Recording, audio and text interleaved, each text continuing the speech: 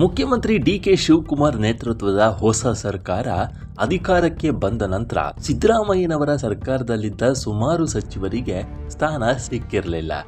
ಈ ಪೈಕಿ ಮಾಜಿ ಸಿಎಂನವರ ಆ ಪರಮಾಪ್ತ ವಲಯದಲ್ಲಿ ಗುರುತಿಸಿಕೊಂಡಿದ್ದ ಡಾಕ್ಟರ್ ಮಹದೇವಪ್ಪನವರು ಕೂಡ ಇದ್ದಾರೆ.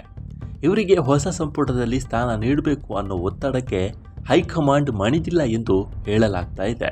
ಹಲವು ತಿಂಗಳಿನಿಂದ ನಡೆಯುತ್ತಿದ್ದ ಅಧಿಕಾರ ಹಸ್ತಾಂತರದ ಹಗ್ಗಜಗ್ಗಾಟಕ್ಕೆ ಕೊನೆಗೂ ಇತ್ತೀಚೆಗೆ ತೆರೆ ಬಿದ್ದಿತ್ತು. ಇದಾದ ನಂತರ ಎಷ್ಟು ಉಪಮುಖ್ಯಮಂತ್ರಿ ಹುದ್ದೆಯನ್ನ ಸೃಷ್ಟಿಸಬೇಕು ಎನ್ನುವ ಚರ್ಚೆ ಆಯಿತು. ಡಿಕೆ ಶಿವಕುಮಾರ್ ಜೊತೆ ಯಾರೆಲ್ಲ ಸಚಿವ ಸ್ಥಾನದ ಪ್ರಮಾಣ ವಚನ ಸ್ವೀಕರಿಸಬೇಕು ಎನ್ನುವ ವಿಷಯ ಮುನ್ನೆಲೆಗೆ ಬಂತು. ಕೊನೆಗೆ 13 ಶಾಸಕರು ಸಚಿವರಾಗಿ ಪ್ರಮಾಣ ವಚನ ಸ್ವೀಕರಿಸಿದ್ರು. ಆದರೂ ಸಚಿವ ಸ್ಥಾನ ಖಾತೆ ಹಂಚಿಕೆ ವಿಚಾರ ಇನ್ನೂ ಟ್ರ್ಯಾಕಿಗೆ ಬಂದಿಲ್ಲ. ಸಿದ್ದರಾಮಯ್ಯನವರು ಮುಖ್ಯಮಂತ್ರಿ ಸ್ಥಾನದಿಂದ ಕೆಳಗೆ ಇಳಿದ ನಂತರ ಮುಖ್ಯಮಂತ್ರಿ ಡಿಕೆ ಶಿವಕುಮಾರ್ ನೇತೃತ್ವದ ಸಚಿವ ಸಂಪುಟದಲ್ಲಿ ಯಾರೆಲ್ಲ ಇರಬೇಕು ಎನ್ನುವ ಸಭೆಯಲ್ಲಿ ಭಾಗವಹಿಸಿದ್ರು. ಆ ವೇಳೆ ತಮ್ಮ ಪರಮಾಪ್ತರ ಕೆಲವರ ಹೆಸರನ್ನ ಸಚಿವ ಸ್ಥಾನಕ್ಕೆ ಸಿದ್ದರಾಮಯ್ಯ ಸೂಚಿಸಿದ್ರು. ಅದರಲ್ಲಿ ಒಬ್ಬರು ಮಾಜಿ ಸಚಿವ ಡಾಕ್ಟರ್ HC ಮಹದೇವಪ್ಪನವರು. ಆದರೆ ಇವರ ಹೆಸರು ಮೊದಲ ಪಟ್ಟಿಯಲ್ಲಿ ಇರಲಿಲ್ಲ. ಇವರ ಹೆಸರಿಗೆ ಹೈಕಮಾಂಡ್ ಒಪ್ಪಿಗೆ ಕೊಡದೇ ಇದ್ದದ್ದು ಕಾರಣ ಎಂದು ಹೇಳಲಾಗ್ತಾ ಇದೆ.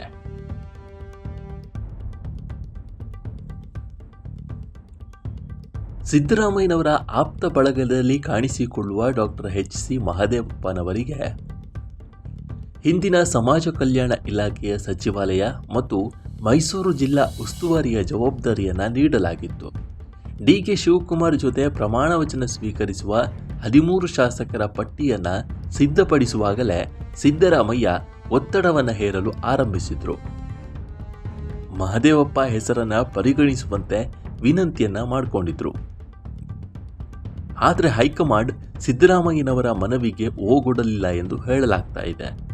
ಮುಂದಿನ ಸಚಿವ ಸಂಪುಟ ವಿಸ್ತರಣೆಯ ಸಮಯದಲ್ಲಾದರೂ ಮಹದೇವಪ್ಪ ಹೆಸರನ್ನ ಸೇರಿಸುವಂತೆ ಒತ್ತಡವನ್ನ ಸಿದ್ದರಾಮಯ್ಯನವರು ಹಾಕ್ತಾ ಇದ್ದಾರೆ ಅಂತ ಹೇಳಲಾಗ್ತಾ ಇದೆ.